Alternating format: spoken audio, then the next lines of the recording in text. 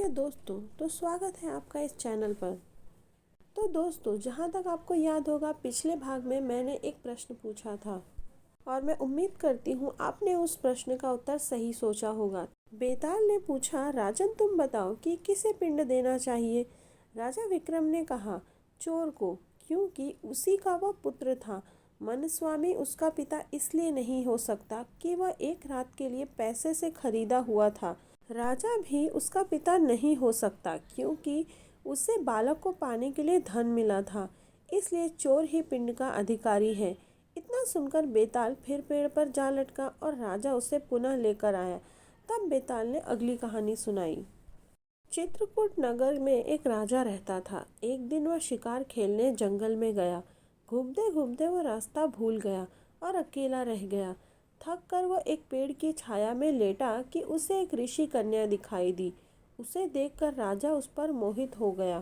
थोड़ी देर बाद ऋषि स्वयं वहां आ गए। ऋषि ने पूछा, तुम यहाँ कैसे आए हो। राजा ने कहा, मैं शिकार खेलने आया हूँ।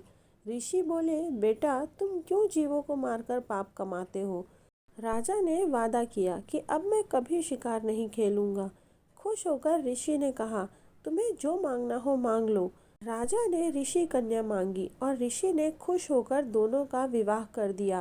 राजा जब उसे लेकर चला तो रास्ते में एक भयंकर राक्षस मिला। वो बोला, मैं तुम्हारी रानी को खा जाऊंगा। अगर चाहते हो कि वह बच जाए तो 7 दिन के भीतर ऐसे ब्राह्मण पुत्र का बलिदान करो जो अपनी इच्छा से अपने को दे दे और उसके माता पिता उसे मरते समय उसके हाथ पैर पकड़े। डर के मारे राजा ने उसकी बात मान ली। वह अपने नगर को लौटा और अपने दीवान को सब हाल कह सुनाया।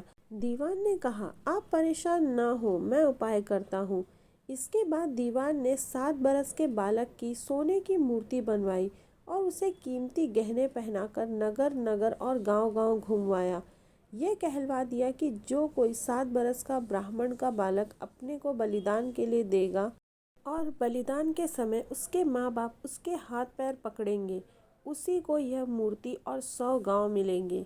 यह खबर सुनकर एक ब्राह्मण बालक राजी हो गया। उसने माँ बाप से कहा, आपको बहुत से पुत्र मिल जाएंगे। मेरे शरीर से राजा की भलाई होगी और आपकी गरीबी मिट जाएगी। माँ बाप ने मना कर दिया, पर बालक ने हट करके उन्हें राजी कर लिया। माँ बाप बालक को लेकर राजा के पास गए। राजा उन्हें लेकर राक्षस के पास गया। राक्षस के सामने माँ बाप ने बालक के हाथ पैर पकड़े और राजा उसे तलवार से मारने को हुआ। उसी समय बालक बड़े जोर से हंस पड़ा। इतना कहकर बेताल बोला, हे राजन, यह बताओ कि वह बालक क्यों हंसा। राजा ने फौरन उत्तर दिया, इसलिए कि डर के समय हर आदमी रक्षा के लिए अपने माँ बाप को पुकारता है। माता पिता न हो तो पीड़ितों की मदद राजा करता है। राजा न कर सके तो आदमी देवता को याद करता है। पर यहाँ तो कोई भी बालक के साथ न था। माँ बाप हाथ पकड़े हुए खड़े थे। राजा तलवार लिए खड़ा था और राक्षस भक्षक हो रहा था। ब्राह्मण का लड़का परोपकार के लिए अपना शरीर दे रहा था। इसी हर्ष और अचरज से वह हंस पड़ा। इतना सुनकर बेताल अंतर्धान हो गया और राजा लौटकर फिर उसे ले आया। रास्ते में बेताल ने दूसरी कहानी सुनाई। विशाला नाम की नगरी में पद्मनाभ नाम का एक राजा राज करता था। उसी नगर में अर्थदत्त नाम का एक साहूकार रहता था। अर्थदत्त के अनंग मंजरी नाम की एक सुंदर कन्या थी। उसका विवाह साहूकार के एक धनी साहूकार के पुत्र मणिवर्मा के साथ कर दिया। मणिवर्मा पत्नी को बहुत चाहता था, पर पत्नी उसे प्यार नहीं करती थी। एक बार मणिवर्मा कहीं गया। पीछे अनंग मंजरी की राजपुरोहित के लड़के कमलाकर पर निगाह पड़ी तो वो उसे चाहने लगी। पुरोहित का लड़का भी लड़की को चाहने लगा। अनंग मंजरी ने महल में बाग में जाकर चंडी देवी को प्रणाम कर कहा, यदि मुझे इस जन्म में कमलाकर पति के रूप में न मिले तो अगले जन्म में मिले। यह कहकर वह अशोक के पेड़ से दुपट्टे की फांसी बनाकर मरने को तैयार हो गई।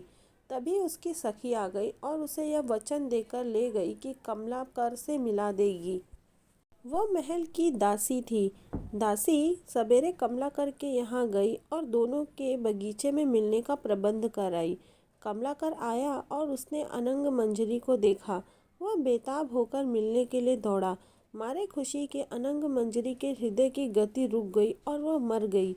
उसे मरा देखकर कमलाकर का भी दिल फट गया और वह भी मर गया।